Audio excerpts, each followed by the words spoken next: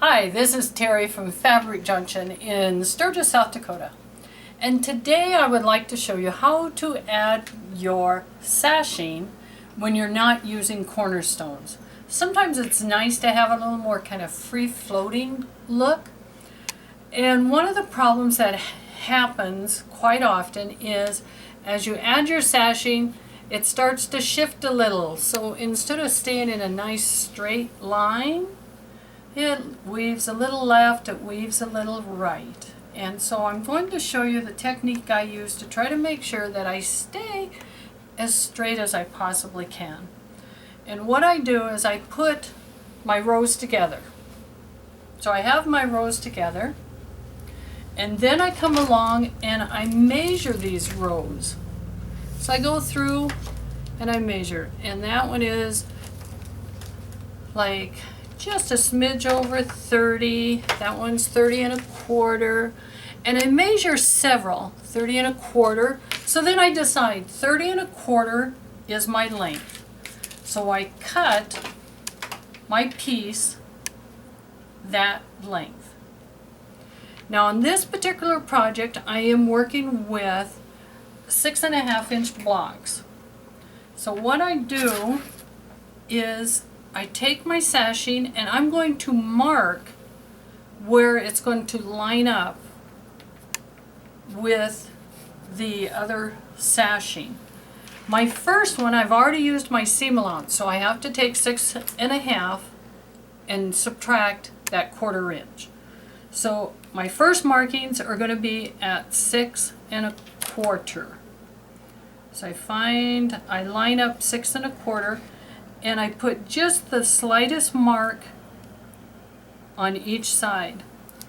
My sashing is 2.5. Well, I've already used up my seam allowance, so 2 inches. So from those markings, I move and I go mark my 2 inches. The next one is not the outside one, so both of my seam allowances have been used up, so that means I need 6 inches. So I shift, I find my 6, and I mark. We know this is 2, the next one is 6, and what I have left should be 6 1/4. And this is a 6.5 square, so I knew I had a 1/4. So I have my strip marked correctly. The next step is then I take those markings and I pin them to line up with that seam allowance. Right on that edge. There we go. And sometimes I have to ease one just a smidgen, but that's part of what keeps my line straight. And that's what I'm doing here. I'm easing one just a hair, not much, but just a hair, because I do want to have my line staying straight. And without those cornerstones to guide me, it is really easy to start shifting off that little bit.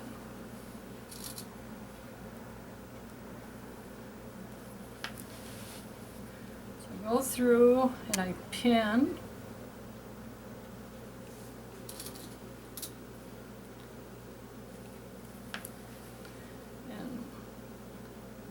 Last one, there we go.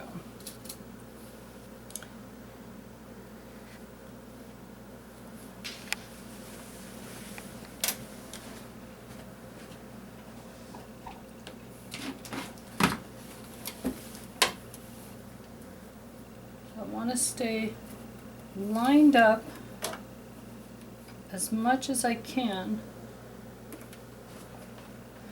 Okay, and I know we'll get questions about the painter's tape. And I have been sewing with my grandchildren, and if I put the painter's tape to show that they're where they line up, it's a lot easier for them. And I just have not taken it off so that it's ready for when they want to sew. And it helps me too. So that's a little trick, that if you have trouble staying lined up, just add a little painter's tape and stay lined up, and that'll help you keep your seam exactly where you want it. Okay, this is my one that I need to ease just a little bit to get it to lay flat, because I don't want it to shift. There we go. Make sure the underside is there.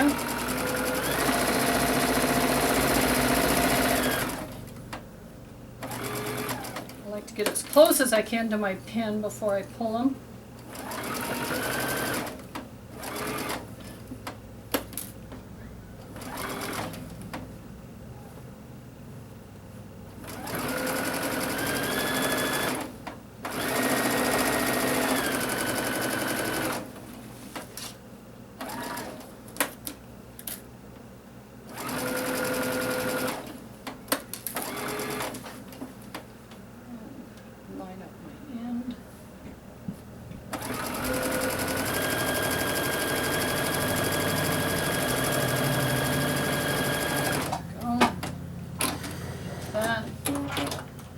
Iron on real quick, see if I can't get a little bit of heat off of her.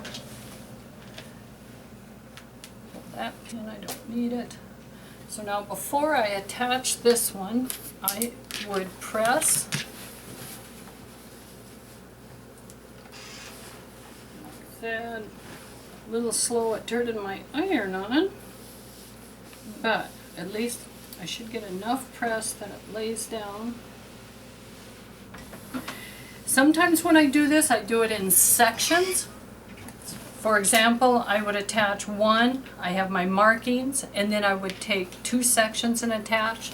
This was a smaller project, so I just started at one end and just kept attaching.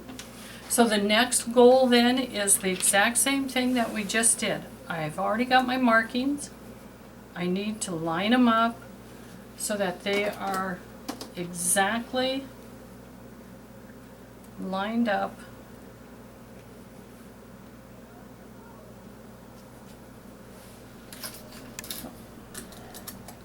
So I'm thinking you get the idea here that you have your little marks.